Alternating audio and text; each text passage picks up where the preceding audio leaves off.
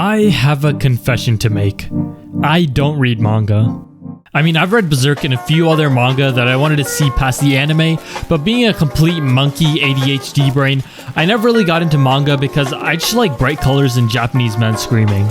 But I wanted to experience what it's like to be a true manga reader, and so I picked up a bunch of new manga to see how it feels like to discover a hidden gem. And also, yeah, I'm ripping off Skimble. Here are the rules. The manga should only have around 20 chapters so you can read it in an hour or two. It's only been out for 1 or 2 years, and it's currently still ongoing. I also gave each of these manga a must-read, a 5-chapter rule, and a 1-chapter rule. Some of the manga I read was really good, and some of it was not so good. But I tried picking ones that I think are not really talked about and I personally found entertaining to read. So feel free to skip around with the timestamps in the description, and hopefully you'll find something that'll give you a brief escape into a new world.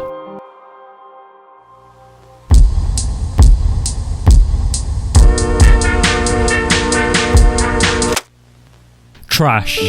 What is trash?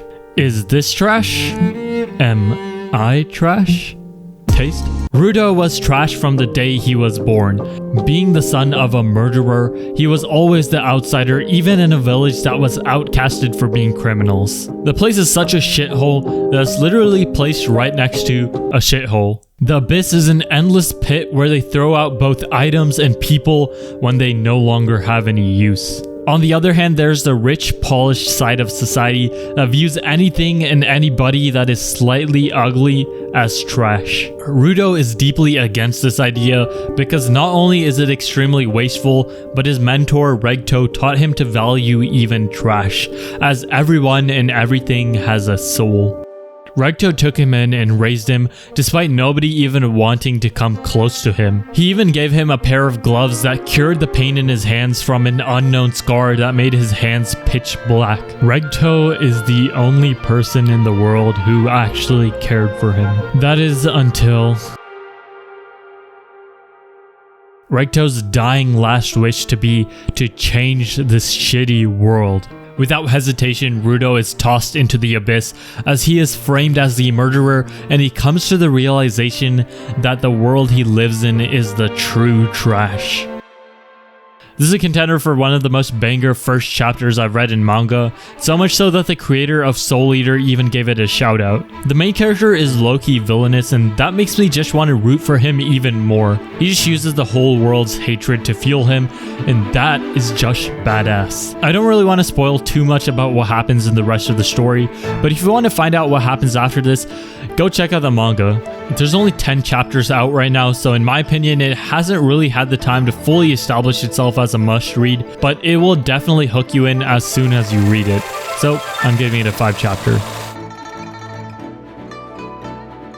Everybody talks about Chick-fil-A versus Popeyes, but nobody's talking about Chick-fil-A versus Kaiju Demon Monster. Rooster Fighter is a story about the most Sigma being to ever exist, a rooster.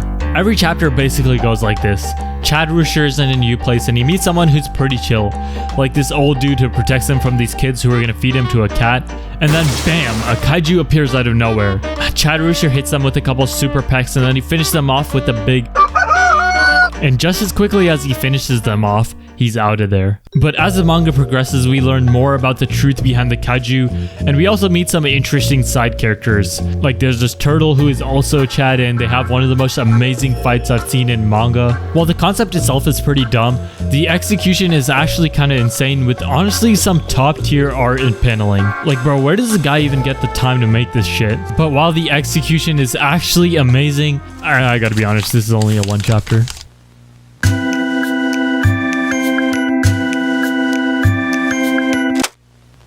You ever play a video game and think about how fucked up what you're doing actually is? Take any Soulsborne game for example. You wander around the world murdering anything that gets in your way, only to take the souls of what you killed to upgrade yourself and to make yourself more of a killing machine. Now take that and put it into space. Coming from the same writer as Dorohedoro, Die Dark is the story of Zaho Sanko, a 14-year-old boy whose bones are said to grant any wish that you desire. Because of this, he's hunted by everyone in the galaxy, and he basically has an infinite bounty put onto him, kind of like a tarnish. However, Zaha is incredibly overpowered, and he fights using this bone axe and the skin of darkness, which is basically a super strong armor set. He also even has a summon, a robot friend named Avakin, who is also super strong and can breathe flames and do a bunch of other shit. Using the bones of the people he kills, he goes to the shop where he can upgrade his armor and buy new weapons. Jesus Christ, this manga is literally Elden Ring. But the interesting part about this manga is, despite how gritty, horrifying, and messed up the world is, our main characters are super upbeat and have surprisingly simplistic mindsets. Zaha just wants to eat spaghetti and meatball sandwiches and have fun experiences. There is literally Death herself, and all she really wants to do is eat the best souls possible.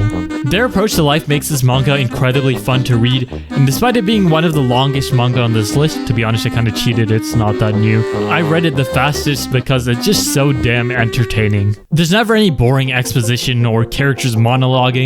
It's just Zaha and Avakin's journey across the universe as they meet Shimada Death, the Death God, and Hajime Damemaru, a living zombie who can literally regenerate his body from anything. Together, they make up the four evils of the universe as they battle against the solar mass, the religious governing body of the universe that is also equally fucked up. This manga is a blast, and that's why I think it's a must read. Santa Claus. You may love him, you may hate him, but you can't deny he is incredibly handsome. FBI, open up!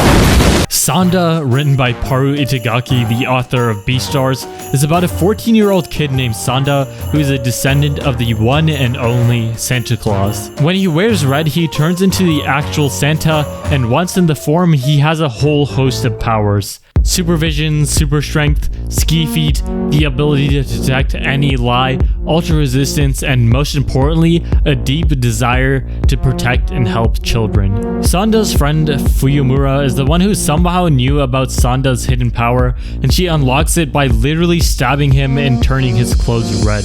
Yeah, she is pretty crazy. Whoa, where did you get that? Fuyumura wants to use Sanda's powers to help her find her best friend who went missing and was proclaimed to be dead by the school, despite them not finding her body. What initially seems like a pretty weird concept actually turns into an in-depth social commentary as we find out that this manga is set in the future of Japan, where the birth rate has declined so steeply that there are only 50,000 students in all of the country, and none of them have even heard about Santa in their life. They all go to this one school which they also live at, and initially it's pictured as an institution designed for nurturing the few young people that they still have. But we quickly begin to realize that this school has some seriously weird things going on in it. For starters, the principal is this guy. Normal looking dude, right? He's a 93-year-old dude who's been Botoxed almost to the point of death. It's so bad that he can't even make facial expressions anymore, and he's just stuck eternally smiling. The thing about this school though is that its goal is to make children lose all hope. With the country being on its deathbed, all they really want the kids to do is despair and do what they're told. Everything is prearranged: education, marriage, lifestyle. But this is exactly why someone like Sanda is hunted down by the school. You see, someone who gives hope to kids like him and rewards them when they do good can't exist in this society. However, Sanda's instincts fight against this, and it makes for a really interesting story. It's crazy, but Paru Itagaki is actually able to use this stupid premise to make some actual points on deep social issues in Japan. This might be weird, but this series hit all the same spots as Beastars for me, so I think it's a must read.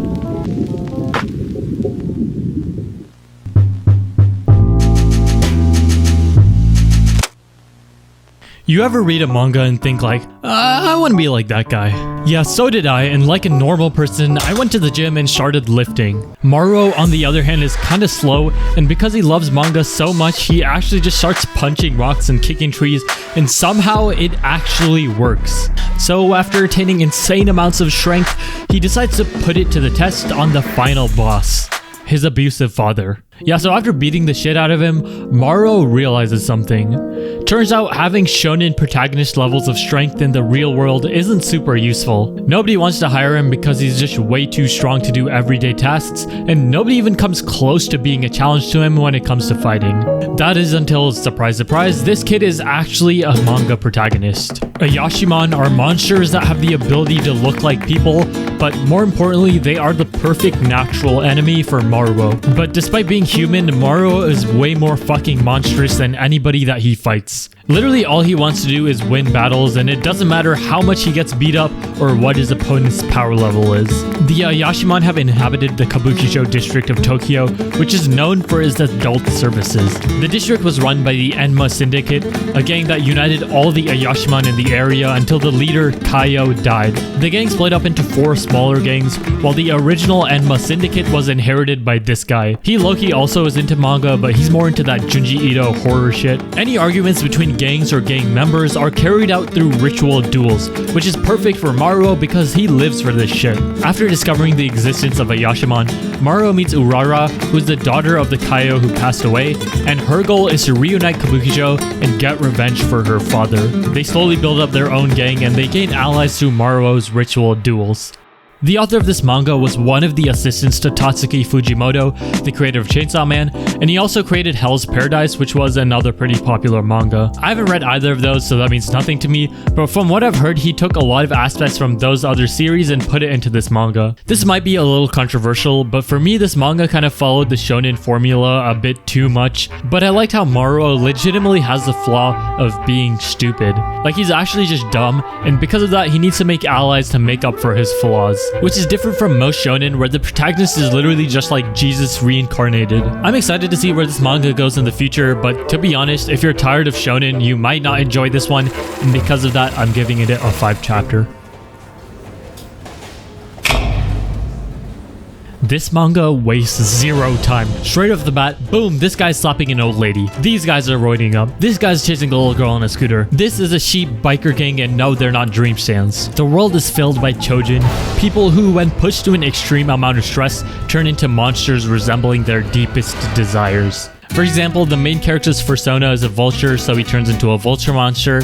This guy really wants to become a pro baseballer to escape the hood, so he becomes a baseball monster. And this guy hates Jeff Bezos and mass consumerism, so he decides to become a fucking package. Coming from the same writer as Tokyo Ghoul, I'm just gonna say this is the best manga on this list. Despite everything that's happening, Ishida Sui is able to weave together everything so masterfully, leaving you constantly wondering what's gonna happen next. The story kind of reminds me of Devilman Crybaby, because the main character Tokyo is an extreme loser pushover, and his best friend Azuma is literally a perfect guy who's the most popular kid at his school, star of the baseball team, and one of the best martial artists in the country. And despite being pretty fucking psychotic, Tokyo continues to follow him anyways because, well, he's a loser. What other options does he have? But because he looks up to Azuma so much, he ends up not really even thinking for himself and just following whatever Azuma does. They eventually decide to explore a plane crash site where it was rumored that a Choujin had been, but they end up running into...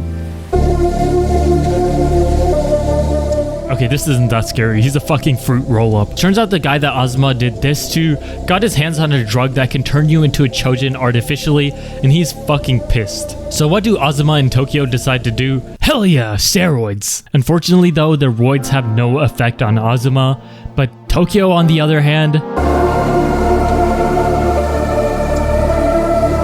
Yeah, now that's actually scary, but it's also beautiful. It goes without saying, but Ishida Sui's art is a masterclass. Not only is there so much detail in his panels, but there's so much fluidity and emotion going on that it literally transports you into their world.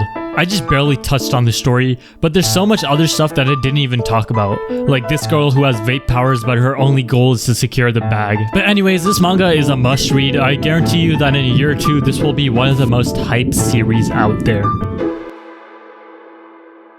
Okay, so this manga is created by the same person who did Full Metal Alchemist, and that's probably already sold most of you on it, but it also kind of slaps. There are only 5 chapters out right now, so there's not really that much to go off of, but so far it's pretty damn good. The story starts out following an ordinary hunter boy named Yuru in a primitive looking village that's probably set in like the BC era. He's a really good hunter and he chooses to stay in the village to give company to his sister, who for some reason is locked up in a prison cell. The only way the village gets essential supplies is from this guy who somehow has all the exact resources the town needs. But then America discovers that there's oil in the village, so...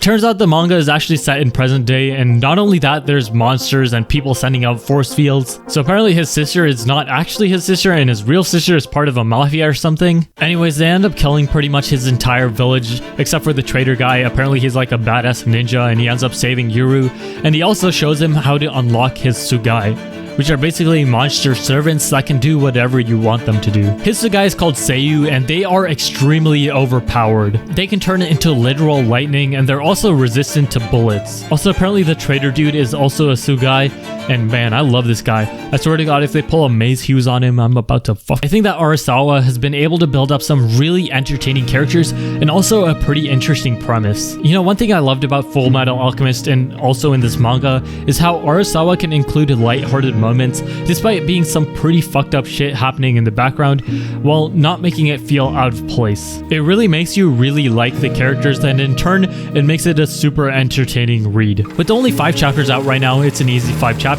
and if it turns out anything as good as Full Metal Alchemist, then this will definitely make waves in the community.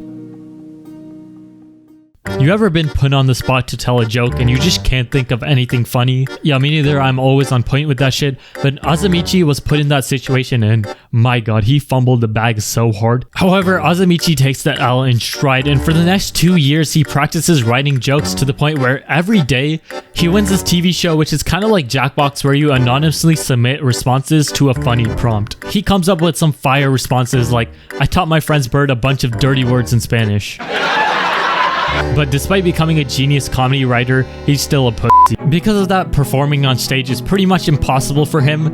That is until he meets Taiyo Higashikata, a prodigy child actor whose goal is also to become a comedian. The problem is he's kind of stupid, so while he might have the confidence, he doesn't have the material to build off of. But he ends up pulling off some 5-head maneuvers to get Azamichi into performing on stage with him, and they end up killing it. So they decide to try become the #1 stand-up comedy duo in Japan. Along the way, they deliver some fire jokes like the band captain going on a date on the same day as their national finals, or a hippo at the zoo biting Azamichi's arm. You might have figured out what I'm alluding to, but yeah, this manga isn't funny. Don't get me wrong, it's super fun to see them climb up the ranks, and I think that some of the analysis on what makes good comedy was actually pretty interesting, but I think I only let out like 2 nose exhales during this entire thing. The story is basically a reskin of a standard sports manga, but it's still pretty entertaining. But all in all, this manga is a 1 chapter. It's not really worth reading, but it's enjoyable nonetheless. Vampires. They are probably one of the most popular tropes to be covered in fiction, but one of the earliest and most popular renditions was created by Bram Stoker's Dracula in 1897. Supposedly the original book is really good, and there are tons of adaptations of it, but now in 2022, you can read it in manga format. #DRCL Midnight Children is an adaptation of the original Dracula novel, and this manga is really weird. I mean, like, it is very disturbing, so if you get disgusted easily, then I recommend you skip to the next manga. A lone cargo ship travels across the Atlantic, and each day, more and more strange things begin to happen. As they're loading the ship, they get a strange set of boxes. Upon inspection, the boxes seem to just contain a weird soil, but the smell could only be described as that of 1,000 corpses. Wait a moment. Oi, Romanian, what are you doing? I'm from a farmhouse with soil like this. By tasting the soil, I'll know it's crops. Ugh, I have never tasted soil like this before. Upon closing the lid, another sailor cuts his finger. The next day, the Romanian loses control of his body. I'll be better after resting. Following these events, the captain decides to recount the occurrences in his diary, but as he begins... Skipper, I saw something terrible. Olgaren, what's going on? You're supposed to be on watch. I saw it on the deck. It's on this ship. Calm down, Olgaren. I had finished watering the plants in the hold and gone above deck, but the rain was too strong, so I was taking shelter from the rain in the shade of the deck room, and then I saw it! It didn't look like any of our companions. One man, tall and thin, walking to the front deck. Then just like that, the figure completely disappeared. Surely it was that bastard Petrovsky who went missing last dawn. It was so terrifying. There are ghosts on this ship. Olgaren, you're just confused. Ghosts are just superstition.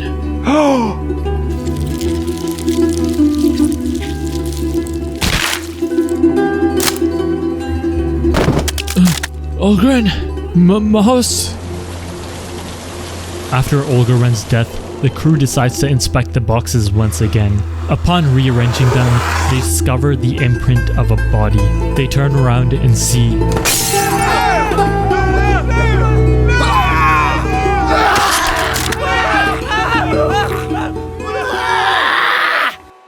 Yeah, so all of that was just the first chapter of this manga, and it is really unsettling. The problem with most adaptations of Dracula and vampires is that you kind of already know what to expect. Like, yeah, they're gonna suck your blood and turn into a bat. But in this manga, I literally don't know what the fuck is happening. The art is also so well done, like it's literally some of the coolest panels I've seen, making it one of the most immersive manga experiences that I've had. You literally get sucked into the page as you try to piece together what's going on alongside a pretty interesting cast of characters. Also, it turns out that Dracula is Michael Jackson, so that's pretty cool too. But as amazing as this manga is, I don't think I can give it a must read because it's probably not for everyone, but definitely give it 5 chapters and you'll immediately know whether it's your cup of tea. Okay, so I've said before that I think that slice of life is pretty boring, but to be honest, I never really gave it a fair shot. Hirayasumi is a slice of life, but it also might be my new favorite manga. The story is really simple. It follows a guy named Hiroto who moved to Tokyo to become an actor, but after failing too many scenes, he decides to give up on his dream and lives an easygoing life working at a local fishery. He has a very special ability though. Talking to grandmas. This one grandma was particularly lonely, so when she died, she left her house to Hiroto to look after. Meanwhile, Hiroto's cousin Natsumi is going to art school and wants to go to a university in Tokyo. She moves in with Hiroto, but she quickly discovers that living in a city as big as Tokyo is really hard as she struggles to find friends and fend for herself. The manga is basically just about their lives. An easygoing 30-year-old guy who doesn't really have any ambition, and an introverted 18-year-old art student with dreams to become a famous mangaka. You want to know the first thing that drew me to this manga? They're not high schoolers. You've probably heard this complaint before, but as a Western viewer of manga, it is incredibly annoying to me that every single one I read has to have the main characters be like 14 to 16-year-olds, and especially in slice of life. The reason behind this is that for most Japanese people, the last time that they're actually happy is middle school. Later on in life, pretty much everyone spends every waking hour working. This manga is kind of like a direct commentary against this idea. The main character is so laid back that at times it feels like he's a stoner. I'm late for a movie? I probably still have time to snap a pic of this cat and stand still on the escalator and piss off the people behind me. Oh, that cutting board looks kinda old. Why not send it down? Breakfast and dinner every day is a 5-star meal. He is never in a rush to get anything done. Granted, part of the reason he can maintain this lifestyle is that he was literally given a house in the middle of Tokyo. Like, those land prices are insane. But the real reason that Hiroto has this lifestyle is his hatred for competition. He hates how society views anything that's not a success as failure. He's perfectly content with his current amount of money in life, so much so that he literally triggers other Japanese people so much to the point where he's even pushed into a pond for his carefree expression on his face. Reading this manga, I felt like I learned what it means to truly live in the present and finding the beauty in the everyday things that are around us. It really doesn't feel like you're reading a story, but rather just living alongside them. This manga might not be for everyone, but in my opinion, it's a must read.